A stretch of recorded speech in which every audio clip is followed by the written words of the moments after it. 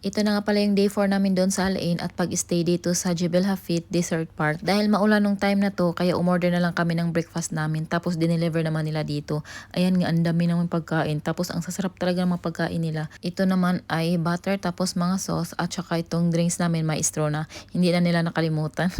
Tapos may kape din kami, at saka ganito yung view sa labas dahil umuulan, kaya dito na lang kami sa loob kumain. Kami, ayan mga gamit namin. Ito yung basura. Hi!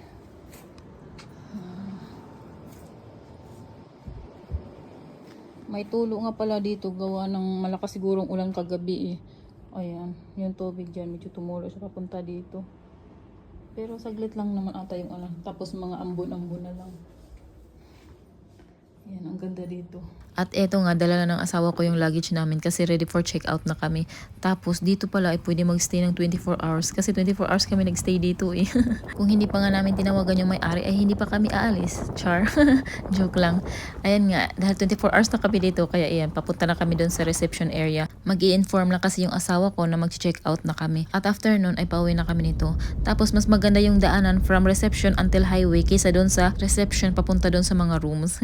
Pero okay lang din naman. Tapos ito nga pala yung security guard dyan. At yan naman ang signage nila. Thank you for visiting Jebel Hafid Desert Park. Nung nasa highway na kami, mag-check sana kami kung may iba pa kayo mapupuntahan. Kaya lang yung Google Map ayaw gumana. Kaya ito, pauwi na lang kami nito ng asawa ko. Tapos nagbabasa na lang siya ng signage para makauwi kami dito sa city.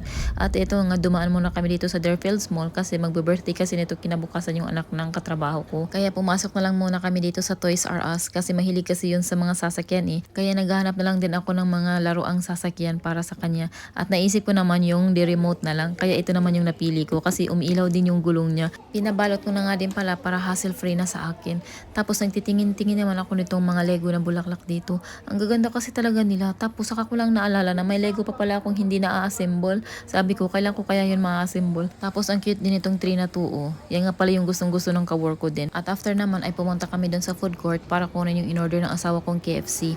Umorder kasi siya ng KFC dahil nag-request yung brother-in-law ko na gusto niyang kumain ng KFC. Kaya ito, umorder na lang kami. At after na makuha yung order namin ay ito, pauwi na kami. Nakabili na nga pala ako ng regalo para doon sa anak ng katrabaho ko. Tapos ito ngayon, pauwi na kami.